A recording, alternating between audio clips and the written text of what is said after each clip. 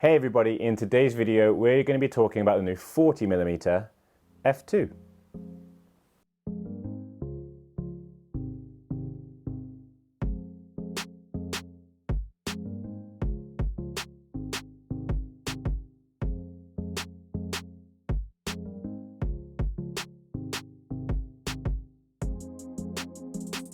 So when it comes to this 40mm f2, I've not had it for that long, so I've not been able to test it to the same level that I've had with some of the previous lenses, but hopefully the information that's in this video is enough to give you a good idea from a good starting point, and as soon as I can get a full production unit or spend a little bit more time with it, I can hopefully then get some other tests out with this as well. I'll probably end up waiting for a production unit. They will start shipping at the end of September. This is a pre-production unit, and keep that in mind for everything I'm about to show you, but I am going to show you a couple of comparisons of sample images. I'll show you a couple of comparisons around focus breathing, and I'll also show you some examples when compared to the 51.8, and we'll also have a chat about build quality as well. So it'll be a slightly shorter video, but hopefully still just a worthwhile video around this 40mm f2. Okay, so first things first, the build quality, the style, the look of the lens. So this 40mm f2 sits alongside the 28mm f2.8. And it's quite clear that Nikon's going to start building this range of smaller, compact, lightweight primes. Obviously, we can see straight away that there's not a consistency with aperture. So some of those primes might be 2.8s and some of them might be f2 lenses. The key things to keep in mind is that with these lenses, you're technically prioritizing size and weight over picture quality and over obviously a faster aperture compared to the 35 1.8, compared to the 50 1.8, and so on. However, though, for those of you that do want something that is smaller and lighter and easier to carry and just makes your camera as small as possible, then obviously this is where the Z mount 28mm or the Z mount now 40mm comes in. And on that note as well, those of you that have Z50 or also have a ZFC, this 40mm f2 works really nicely with the ZFC and actually looks quite nice on the ZFC. I've been using it a little bit on my ZFC as well, but I appreciate that those of you that are out there who have Z6s, Z7s would also want to use this on a full frame camera as well. Now, just for clarification, if you are going to use this on a cropped censored body, so like a Z50 or a ZFC, then obviously that 40mm then has a 1.5 times crop factor applied, so you get an effective focal length of 60mm. So always keep that in mind, but it is technically a full frame lens, so it's a full frame 40mm with an f2 aperture. Build quality wise, as I mentioned, it's the same kind of design around that lightweight, small lens design, but the way that I've kind of described this lens, and I'd also describe the 28mm lens, is that they are kind of a little bit plastic on the outside, but on the inside, the optical quality, what kind of really counts about a lens, is actually still really good. Now, don't get me wrong, it's not as good as you would see in the S-line primes, like the 1.8s or the 1.2, anything like that. So this is still going to be not as well controlled as those lenses, but for a good walk-around lens, or on a smaller camera, I think it kind of makes sense and still gives you fantastic picture quality. And, you know, for the price, it's the kind of level of picture quality I would expect. So I've been really happy with the level of picture quality. Yes, if I wanted the ultimate in sharpness, I would still use a different lens, like a 51.8 or a 51.2.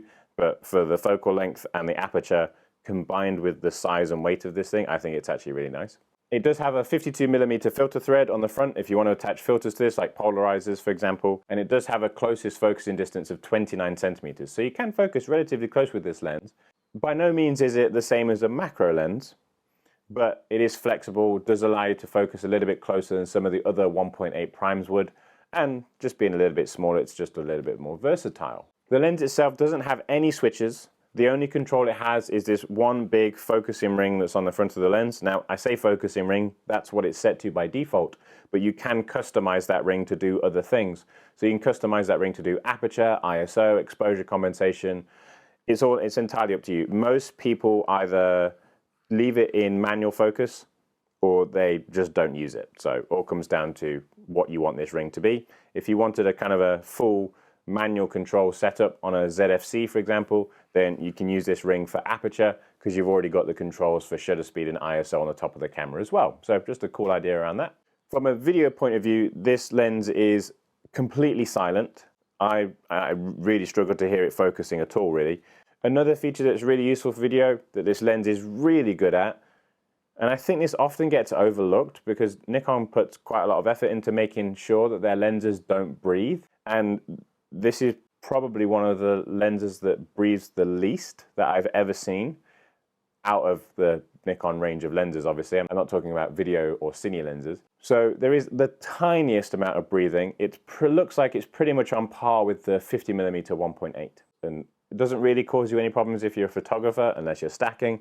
But it does cause you problems if you're a video shooter. So the fact that this is no breathing, still good quality, still quite small and lightweight, I think is a really big achievement, really. So from a video point of view, I really like it. Focus is fast. I've not spent a massive amount of time with it from a photography point of view to really get an idea of where this sits in terms of focus speed between the lenses, but it seems to lock focus really quickly. I've been really impressed with it. Now, the one thing that I know that people don't like is that this does have a plastic mount. So that plastic mount, again, in line with the 28mm lens, it's not a metal mount, and there's nothing I can do about that. So plastic mount on the back, but I think that what counts, the optical quality inside, makes up for that, considering its price point, size, and so on. I think the one thing that I might get questions on, especially if you're, not necessarily a pro photographer watching this video, is a question around that 40mm focal length. And it is a really interesting focal length. It's one of those focal lengths that you've either used previously or you just haven't used before, or you've always stuck to kind of a traditional 50mm. Now, personally, I love that 50mm focal length. I know there's a lot of photographers out there who don't. Just like loads of photographers like the 35mm focal length. I don't. I prefer 28. So 40 for me, I've not really shot a lot of 40mm lenses in the past, and it was quite a bit of an interesting style shooting with a 40mm. So I quite like it so far. I'll probably end up shooting with it a little bit more over the next coming weeks and over the next coming months. And I think it is something that I'll use more as a walk-around lens alongside my 28 on a ZFC. I don't think it would replace my 51.8 that's mainly always attached to kind of like my Z7 or my Z6, depending on what I'm using it for. A couple of other things that I've tested. I've taken a couple of sample shots. As I mentioned at the start, I've not had this lens for a very long time, so I've not been able to use it all that much.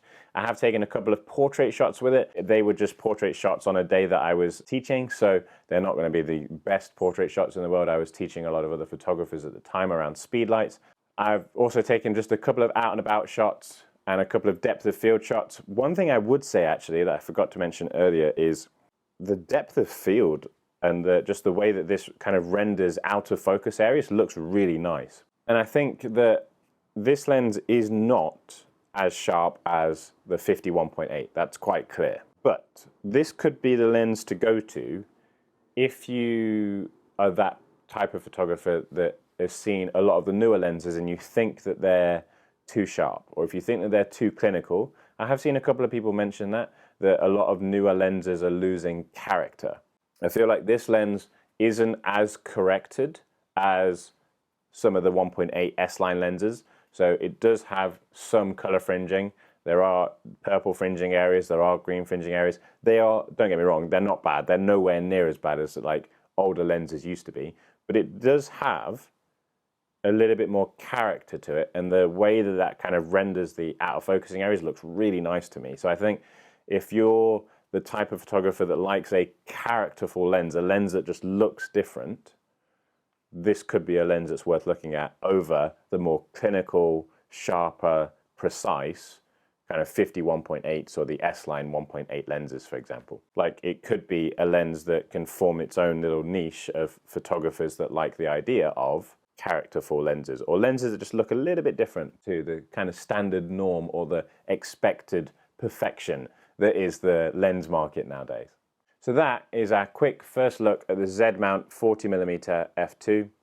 If you have any questions about this lens, or if there's anything you want me to test in particular, or a particular lens that you want me to take a look at, then please do let me know in the comments below. As always, thank you so much for watching. So if you're still here, I just wanted to say that I've been really busy over the past couple of weeks. I took a little bit of a break from making videos, and then that also then mixed in with me being really busy. So yeah, there's lots of videos on the way. Can't wait to show you them, and I will see you all soon. Thank you so much for watching. Thank you for sticking around. And it's about to get busy again, as always. Goodbye.